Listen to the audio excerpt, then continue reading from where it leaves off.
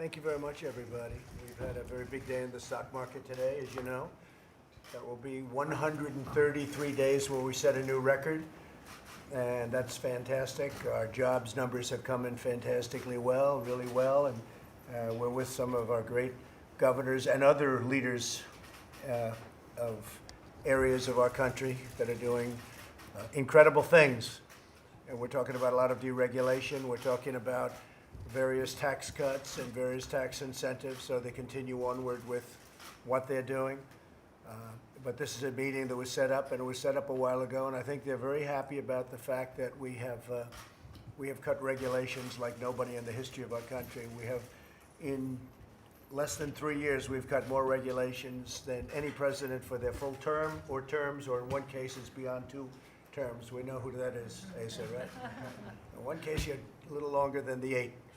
And we've cut more than any president ever, and we're going to cut a lot more. We have we wanted to do 1 for 2, and we're going to be probably 1 for 10 or 12 by the time we finish. I think we're at about 1 for 8 right now. So we've done some things that are pretty amazing. We have a lot of military areas represented at the table, and those areas are doing very well. They're thriving too, as an example, Alaska. But they're really thriving, and our whole country is thriving. It's thriving like never before. The jobs numbers are incredible, best in 51 years. And I think soon we're going to be able to say historic. If we go a little bit lower, we'll say in the history of our country, the best job numbers. With African Americans, with Asian Americans, and Hispanic Americans, we actually have the best in the history of our country. Best job numbers, best unemployment numbers, and the best employment numbers too. There is a slight difference. More people are working today in the United States than at any time ever in our history. We're almost up to 160 million people. We've never been close. So that's something really good. I think what we'll do is we're going to go around the room quickly and say a few words about the area represented or the state represented. And I'll start off with our great Vice President, Mike Pence, and then we'll go around. Perhaps Governor will start with you. Okay? Good. Thank you, Mr. President, and it's great to welcome not only members of our cabinet, but really some of the most accomplished governors in the country to the table, people that have been leading in what you have defined as the Governor's Initiative on Regulatory Innovation. From the outset of this administration, you committed to revive the American economy. As you said, Mr. President, we cut taxes across the board for working families and businesses large and small. We've fought for free and fair trade with deals that were just announced and headed to the floor of the USMCA next week. Phase 1 on China, the Korea deal. We've worked to expand access to American energy. But it's been the regulatory initiative that you made a priority in this administration early on that's also been driving 7 million jobs created by businesses large and small, and that record unemployment rate. But you challenged us to work with governors around the country to make sure that states were also replicating the deregulatory effort that you initiated here at the federal level. And we have gathered here some of the real champions of regulatory relief, people that have been doing it, and the governor-elect from Mississippi, as in his role as lieutenant governor, has been a champion of regulatory reform. And so today really is about how we keep the momentum in the economy by encouraging even a greater partnership on freeing up the American people to create jobs and create wealth and opportunity. And I know they're all grateful for your leadership, Mr. President, but I know how grateful you are for the governors gathered around here and all those that they represent who have been taking the principles you've put into practice here at our nation's capital, putting them into practice at the local and state level to create jobs and opportunities for Americans. Good. Thank you, Mike, very much. Brad? Well, Mr. President, following your leadership, my first executive order was the 2 for 1, that Right. for every new rule, we get rid of 2. I did pretty well. I exceeded that by 4,000%. We got rid of 82 rules for every new rule we're implementing this year. But the whole effort of what it does of reducing the friction costs, particularly startup and small businesses, and people that have a tougher time. Right. washing away that regulatory friction at both the federal level and the state level is a lot of that job creation. It's just, and it's a gift that keeps on giving if you keep being diligent on it, is that atmosphere for people to be successful. The great American story of entrepreneurship only happens if you reduce regulatory friction, and whether it's in licensing, which we're working on, about doing away with licensing requirements and making it to where military spouses don't have to go over a hurdle when they transfer from one state to another, or whether it's just the rules to start. And then when you get done, you got to make sure that it doesn't build back up. So Right. we look forward to continuing to work with your administration on this. Great job. Thank you very much, Brad. Pete? Well, Mr. President, thank you again for leading on the regulatory reform. It's really a key thing, especially things when you get rid of job-killing things like the waters of the U.S., what you've been doing on occupational licensing reform. That's a big thing we've been working on in Nebraska as well. And it just impacts so many people's lives when you do that. So, for example, we have a woman who wanted to open up her own hair braiding business in her home, but because of the rules and regulations in Nebraska, she would have had to have 2,100 hours of licensing, or classrooms to be able to get that license. And now, maybe I don't get the whole hair braiding thing, but nobody's health or safety is put at risk by bad hair braid. And so one of the things we did is we got rid of that requirement so she wouldn't have to have that license, so she could open up her own business and be able to help add jobs to the economy. And that's one of the things that your administration supported. So thank you very much for that. We really appreciate it. And we're continuing. I signed an executive order freezing all regulatory rulemaking until the regulations had been reviewed. We were able, for example, to cut the amount of regulation by 59% in our Department of Environment and Energy. We're working with your Federal Highway Administration, so we're taking over the NEPA reviews. And that's going to allow us to be able to get those environmental reviews done faster, still with your oversight. But we're one of 8 states that's done that. I'd love to say we're the smallest state, but Alaska actually has that distinction as being the smallest state doing that. But that's an example of how we're doing it. And then just process improvement, trying to make sure that we're doing a good job of getting these things turned around quickly. We've saved about 300 hours of our teammates' time, but what it's allowed us to do is be able to turn around permits in a third the time it was taking before. So all this is really helping to, again, get rid of that friction that Brad was talking about, so that people, average Americans, can get about their lives and go about creating the prosperity that we've experienced under your administration. Any word on the pipeline permits? So actually, TC Energy right now is going through getting the easements for all the landholders that they hadn't come to agreements with yet. And of course, we're still waiting on the lawsuit in Montana. But I expect that there's going to be more action on that next year. All right. Thank you very much, Pete. Please, thank you. Thank you. I'd like to thank you. It is an honor to be here today, Mr. President and Mr. Vice President. I don't know if anybody is, or everybody's all familiar where I'm from. I'm from the Southern Indian Reservation, the southwest part of Colorado. We just take a lot of pride in our culture and our heritage. What we have, we'd like to set an example for Indian country. So, Thank you very much. Thank you. thank you. Thank you. Mr. President, thank you very much for what you're doing. And I want you to know that what you're doing not only makes a difference in New Mexico, which we appreciate, I know from earlier conversations it makes a difference all over the nation. Right. New Mexico lives and breathes oil and gas. We're your 3rd largest oil producer, 6th largest natural gas producer. In the last 2 years, we have $2 billion of surplus revenue to the state because of this industry. It's been amazing. God willing, we'll have $174 billion of capital invested in this industry over the next couple of years. We have a lot of opportunities. So what's going to happen when they want to shut you down?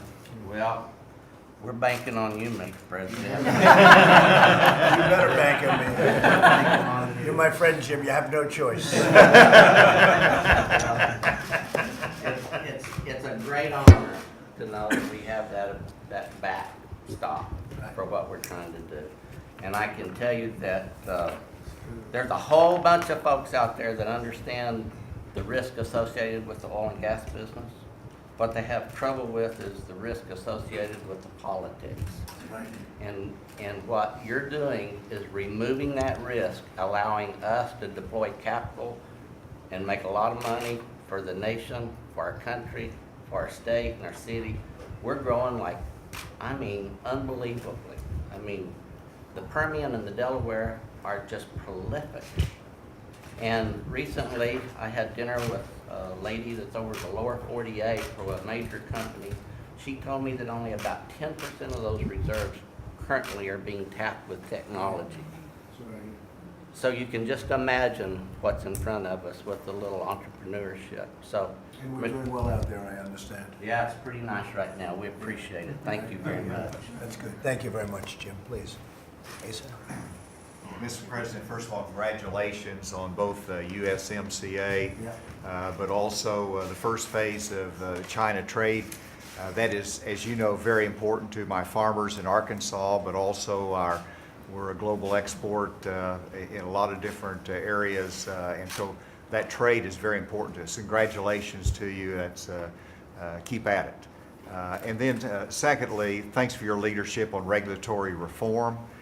The fact that you and the Vice President has taken a leadership role, and it makes it easier whenever it comes to getting General Assembly legislative support. The public becomes more aware of this.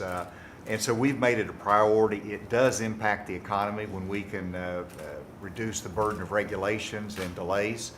Just in the air permitting, which is required, of course, for manufacturing facility, we have reduced the wait time for an air permit by 600 days. Now that's just startling to think that there would be that kind of a backlog, but that's a kind of process improvement that helps industry either get a yes or a no more quickly. And then we've taken on, of course, the licensure reform to help those that are coming into the state, and your leadership on that has been very important. So thank you. You're doing a great job. Great job. Andy? Well, Mr. President, as you know, just a little more than a week ago, we had this just extraordinary jobs report yet again. The market watchers, the experts were saying we'd add about 180,000 jobs, which is a good number. And we just blew that out of the water with 266,000 additional jobs, and then adding 41 for September and October. Just another great month. And but as the Vice President said, we have to maintain that momentum. We can't rest content with what's going on right now. We need to continue to look for ways to improve the economy. USMCA is something that you and the Vice President and others have been championing as part of that solution for a long time. But dereg is such a good issue for you and the Vice President, others to be bringing out to the states. The jobs market that we're experiencing, it didn't just come about. There are reasons for it. And deregulation, as you've led it, is one of the prime reasons. The states now can be examples of leadership as well. And as Governor Hutchinson mentioned, occupational licensing, these requirements that you have a specialized license that varies from state to state. We're very concerned about military spouses. The soldier moves from state to state, and the spouse comes along. Military spouses move from state to state 7 times as much as average Americans. So this is a real burden on them. It's a burden on their families who are already sacrificing so much. And so we've been working with the states and others, and with the Second Lady as well, in trying to address that problem. Very good. Thank you very much. I have to say, Governor-elect Tate Reeves, we spent a couple of days with you, and Governor-elect of a wonderful state, Mississippi, and he won easily. It was a tough race. It was a tight race, and people were watching it closely, and when he won easily, they don't cover it. Why is that? They didn't mention a thing, but that's okay. They know in your state, but you're going to do a fantastic job, and we appreciate you being here, Tate. Congratulations. That was a great race. You really ran a great one. It was pretty even, and he won by 7, and won by a lot, and we appreciate you being here. Go ahead, please. Well, thank you, Mr. President. And as a good mutual friend of ours says, these guys behind us don't ever cover airplanes that land safely. But the reality is that, and Secretary Scalia said this, which I think is very important, these job numbers, these lowest unemployment rate in Mississippi's history and America's history, the highest employment rate, we actually have 88,000 more people working in Mississippi today than was working 8 years ago. And what's important to note is these things don't just happen. It's not just happenstance. It's the fact that good policies work. They work for Mississippi's economy, and they work for America's economy. And so I just want to thank you very much for your leadership on regulatory reform, your leadership on cutting taxes, your leadership on lowering regulations, your leadership on the trade deals.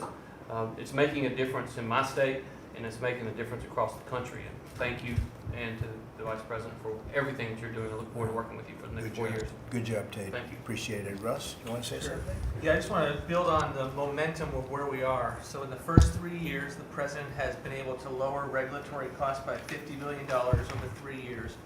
We're going to double that in the year 2020. What that looks like is about $220 billion of savings to the economy per year. So substantial growth from deregulatory initiatives. That's about $3,100 per family that's going to benefit when we're all said and done, when the president and the vice president are all said and done, of real money in household pockets. That looks like about 3 mortgage payments. That's about the size of a family's entire gas bill for the year. So this is real money, real benefit, and it's only just begun. Good. Thank you very much. Eric? Well, let me pile on the praise and tell you why it's so easy to do so in terms of a few Indiana indicators. When the Vice President handed me the keys in Indiana, we were heading in the right direction, humming along. But since that period of time, our budget committee just threw out our revenue numbers for the first 5 months of the year. We're 200 million plus above where it was projected to be. We've got about 13.9% in our cash reserves, about 2.29 billion in cash reserves. We've got more people working, just like in Mississippi, than ever before in our state's history. We've tripled the foreign direct investment in the last 3 years. And so we are moving in the right direction. And it's because of, as good as it was 3 years ago, it is great right now because of this partnership and because the tax and the regulatory environments work. Big difference. Yeah, Big huge. difference. It is the difference. Great job you're doing. Thank you very much. David? Well, sir, we manage a lot of land. Some of that land is Indian land that we manage with the tribes. And so today, Chairman Sage and I began a process with a rulemaking that will allow them to better define how they want to have their land managed. And then we'll approve a single permit that then they can manage the land going forward. So it's really exciting. Interior has been a leader in the deregulation effort. We've issued the second most deregulatory number of regulations, and we've really pushed above our weight. Our permitting times are down, and revenue for oil and gas is nearly double from where it was when the president took over. That's great. Thank you very much, David. Please, David, go ahead. Mr. President, it's a pleasure to be here. I want to thank you for all the things that you're doing, because I don't think what people realize is the numbers don't lie. The numbers don't lie when you're talking about unemployment, investment, et cetera. And what you're doing for the country is obviously helping Alaska tremendously. Kind of far away, tucked up there in the north, but we now have record unemployment in Alaska. Our GDP is up now 2 quarters in a row. Personal income is up higher than it's been in 10 years. More personal wealth is being created in Alaska. I also want to do a shout out for the troops. I don't know if folks know this, but whenever the president flies over to Asia, he lands in Alaska, he refuels, but unlike some others in the past, he gets out of the plane and he goes and he meets the troops. And they talk about it all the time, all the time. And I get an opportunity to talk with the president, and it's not just a BS session, but it's about what can we do to help Alaska? What's happening in your state? What do we need to work with? And I would say, Mr. President, and I'm being honest, I can't think of a president that's helped Alaska more than you have with trying to deregulate a number of the projects that we've been working on, helping us gain a leg up again to be one of the top energy producing states in the country. And I just want to thank you. And in terms of regulation, in terms of helping the military spouses, we're doing our part. We're looking at 239 different regulations to either modify or roll back in over 100 professions. We have a large indigenous population in the state of Alaska. About 15% of our people are Alaska natives. And your work on working on missing indigenous women, your work on public safety, your work on opiates. Again, the numbers don't lie. You're doing a tremendous job, and I want to thank you on behalf of the people of Alaska because what you're doing is helping us tremendously as well.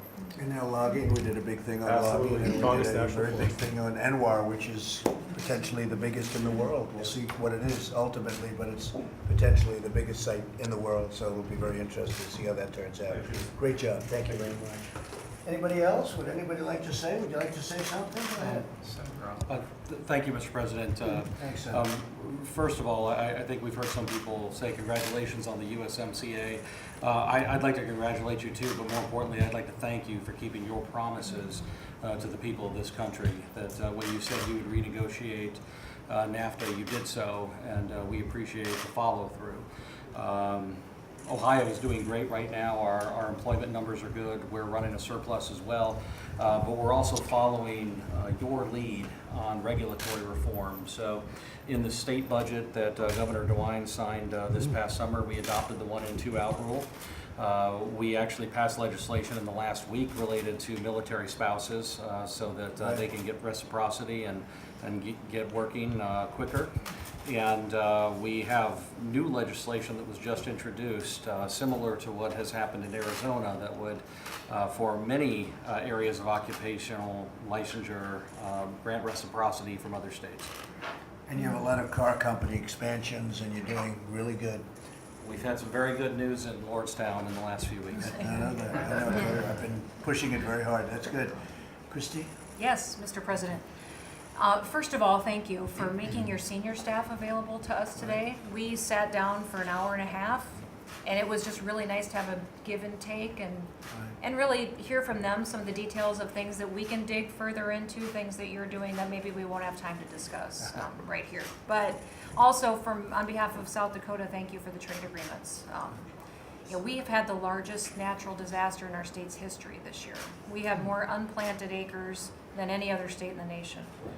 And we've been devastated. So I've been tightening our belt, but these trade agreements on a tough year where farmers are struggling, to have that good news come right before Christmas really did help them quite a bit. And you never quit, which I love that you did it till you got it done and you won, and by turn we get to win because we're going to get to keep our family farms and we're going to get to keep South Dakota wonderful, and so I appreciate that. It's a great place, and you also are going to have a very exciting 4th of July. We are. We're going to have fireworks, and I'm hoping For many years, you the will come fireworks. at Mount Rushmore. Well, we're going to think about it, Mount Rushmore. Yeah. They ended the fireworks how many years ago? A long time. Gosh, it was at least 10 years ago. Nobody so- knows why, but you just couldn't have it, and now you're going to have fireworks. And the governor called, and she said, "You got to do me a favor, right?" And we And you worked did. it out, and we got it done, and you're going to have fireworks. And I appreciate what you said on the trade deals. They're incredible deals, Yeah. and they're big, Yeah. and they're big. And every once in a while, you'll hear a critic. There has never been deals like this made. But you have some globalists, they want us to lose money. Sometimes you have a globalist get on, I watch it. Who cares about the United States? Let's lose money. I'm the opposite. When I have deficits, I don't like deficits. You have some people that don't mind deficits. I don't like factories closing and plants closing in this country, going to another country, taking our jobs.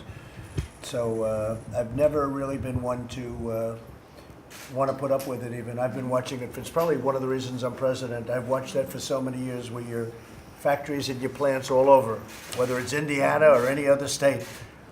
Even you, Asa, right? Every once in a while that closed one over there, but the fact is, I would watch as they close plants. Everybody gets fired. They move to Mexico or some other place, including China. And in China, they don't move. They just buy the product. And some people are happy, but no, not me. We keep our jobs. They're moving back. The agreement's very tough. The USMCA is very, very tough. It's very hard to move. Economically, it makes it really prohibitive to get out. That was very important to me. But no, I'm not a globalist. I love this country, and we're going to take care of our country. The deal with China is a massive deal from a manufacturing standpoint. But the farmers, I guess, maybe will be the biggest beneficiary of all. You see that already. Yes. And China's already started to buy. I told them 4 or 5 weeks ago, it looked like we were going to get to a deal. I said, start buying now. You got to start buying now, and they did. And we're doing a lot of business with the farmers in China. And so the deal will be finalized over the next couple of weeks. It's actually translation is the biggest thing. The deal is finished, but the translation is very important. I said, make sure you have the right translators because you can lose a lot with bad translation. So we're working on getting that done, but it's going to be really a big, it's going to be, I think you already see it. I think most of you see that now with China, right? They've already come in and they're buying very big. So anyway, we have a tremendously successful country. I think economically it's the most successful it's ever been. Our military is totally rebuilt. Our vets are being taken care of. We have choice and we have accountability. You know, people don't talk about accountability. We had a situation in Arizona where you couldn't fire people. They did horrible things and you couldn't fire them. Now you can fire them. And it took 55 years they've been trying to get that approved. And they couldn't, and we got it approved. That means that people are bad. They don't treat our vets well. They don't treat them with respect. They get fired. That's the way it is. And more than 8,000 people have been let go that were not good for us, were not good for the vets, and they've been trying to do this for decades, and they couldn't get it. So we got accountability done. We have choice done. Choice is a big deal. From your standpoint, it's big. Most of you, all of you have big vet areas, everyone in this room. But now you can tell somebody if he's got to wait 2 weeks to see a doctor, or 4 weeks, or 9 weeks in some cases. It's the craziest thing. You go right outside, you see a doctor, a local doctor, you pick the doctor, we pay the bill, and they're better. We've had cases where they had to wait so long, they were just not very sick, pretty routine stuff. They end up terminally ill because they couldn't get to see a doctor. So we finally got choice done. And they've been trying that one for 44 years. For 44 years they've been trying to get choice done, and we got it done. So the vets are very happy with us. Big on Second Amendment. There's a big Second Amendment group. I think for the most part I can say that. I don't think anybody's going to raise their hand and fight me on that one, Jim. But there's a big Second Amendment room. These governors, every one of them. And we're very strong on our Second Amendment. So our country is doing fantastically well. Thank you all very much. Thank you very much. Are you concerned about North Korea at all right now, the developments? We're watching it. We'll see. I'd be disappointed if something would be in the works. And if it is, we'll take care of it. But we'll see. We're watching it very closely. We're watching North Korea. We're watching many places, actually, very closely. But North Korea, we are watching very closely. Mr. President, how much has Giuliani shared with you about his recent trip to Ukraine? No, not too much. But he's a very great crime fighter. He was probably the greatest crime fighter over the last 50 years. Very smart. He was the best mayor in the history of the city of New York. He's a great person who loves our country. And he does this out of love, believe me. He does it out of love. He sees what goes on. He sees what's happening. He sees all of the hoax that happens when they talk about impeachment hoax or the Russian collusion delusion. And he sees it, and he's a great gentleman. And he was, again, the greatest mayor in the history of New York and probably the greatest crime fighter in the last 50 years. He knows what he's doing. Thank you very much, everybody. Thank you. Thank you. Thank you. Investigation by Press, your Justice let's go, we're Department. done. Are you concerned Press. about that? Thank you very moving. much. Come on, let's go. Thanks, guys.